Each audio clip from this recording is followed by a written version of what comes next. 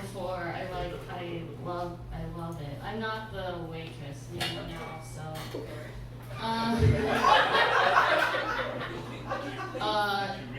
So you guys, hi, hey, hi, you're smile, oh, okay, I'm straight, hi, okay. So easy. I feel like from now on, you guys aren't gonna laugh for my whole set because of how much laughter just happened, okay. Oh, it's quiet, okay, cool. So you got, hey guys, hey, my name is Anne, and when I go out, my pronouns are apparently ma'am. But they're actually she, her, it, and crystal. And my love language is live, laugh, leave me alone. So sometimes I have a mouth sore, and it's highly contagious. And what that means is if a guy kisses me here, he can't go down here because he'll give myself herpes. I'm just kidding. I'm just kidding. It's actually called impetigo. I've had it since I was a kid, but back then I would let it grow and fester on my face, and as it was healing, I would peel pieces of skin off of it and pop it into my mouth. And that was just part of my personality. I was in the popular group, so it was the 90s. Anything was possible. So you guys, I had two best friends, and they both had terminal illnesses. I think it's because I have issues with long-term commitment. They are now both dead to me. My one friend, he had AIDS. I'm sorry, he still has AIDS. We're just not friends anymore.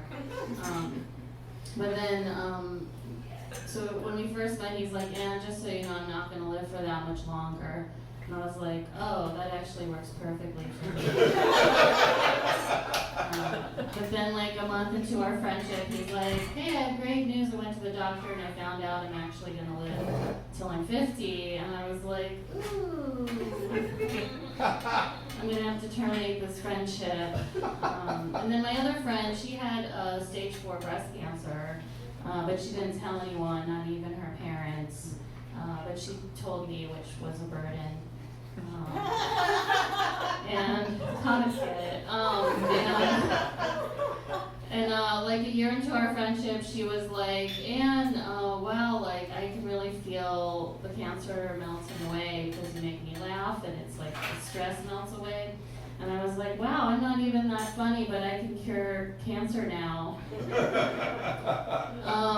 This is actually not the first time something like this happened. When I was 12, my great-grandma was on her deathbed, and my dad made me come in and cheer her up, and I did like this tap dancing routine, and she laughed a lot, which was uncomfortable for me, because that's not the type of performance it was supposed to be. But that night, my dad called me and he's like, "Honey, you know, your grandma's gonna fully recover from old age now." So he made her laugh, and laughter is the best medicine. And then 48 hours later, my grandma was dead, and my dad blamed it on me. He was like, "Honey, you got your grandma too excitable, and her heart stopped." So the first time I did stand-up comedy was actually at my dad's funeral. But you don't have to feel sorry for me, I killed him. I killed him. I'm just kidding. He had a heart attack. Or did he, right? I don't know. Maybe kind of. My great aunt is like really passive aggressive, and she like writes all the obituaries for the family, and I feel like she thought I had something to do with his death, because she misspelled my name in his obituary, and my first name is 3 letters, and we share a last name, so. So I was walking down the street and I heard a screaming, like this cacophony of screams.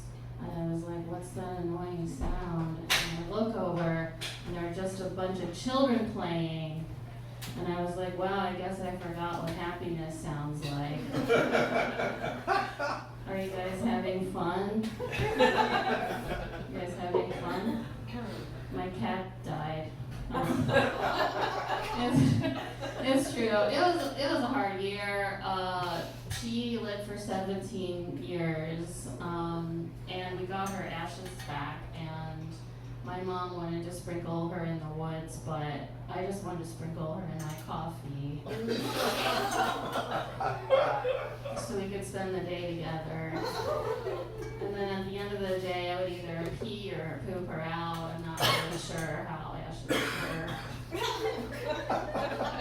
or how the digestive system works. What's next for me? Should I get married or?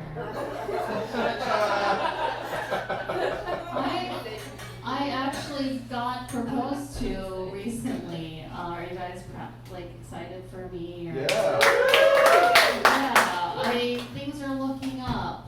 We did it, and that's me talking to myself. But yeah, I met this guy. It was love at first sight. Have you guys had love at first sight before? Yeah. One person snapping. Yeah, it's never happened to me. Usually it's like I fall in love with someone, but they're not in love with me, and they're chasing another girl, and then another guy is chasing me. It's like the plot of Midsummer's Night Dream. Are you guys familiar? It's like a caterpillar of dicks. No one's getting anything. I guess it would be if they were gay, but they're not. It's what I'm talking about. Okay. But yeah, my boyfriend. When people when I talk about him, I I'm like my boyfriend. Like I feel uncomfortable saying that I have a boyfriend because I'm so used to being single. It's weird.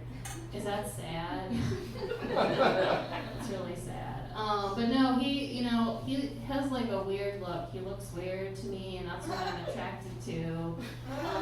But I grew up in Ohio where oh wow, okay, cool. And the only I don't know if it's like this, but when I grew up, the diversity meant half black, half white. And then other was a category.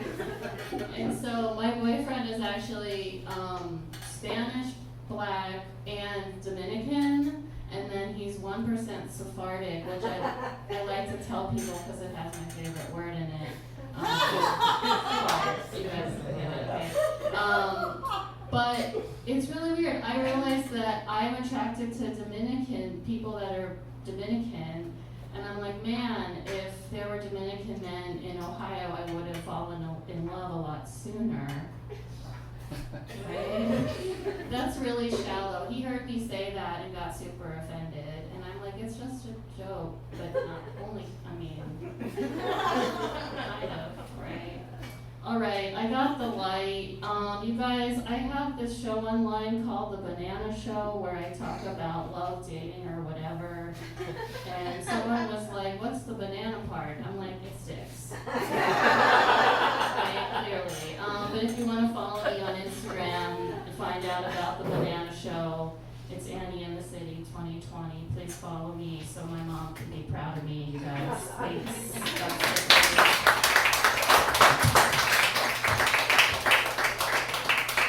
Give it up once again for Ann Van Ness.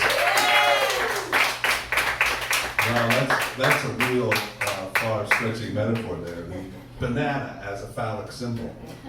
Come a long way since ever. Anyway, the next speaker, because this is a business meeting, you're writing it off.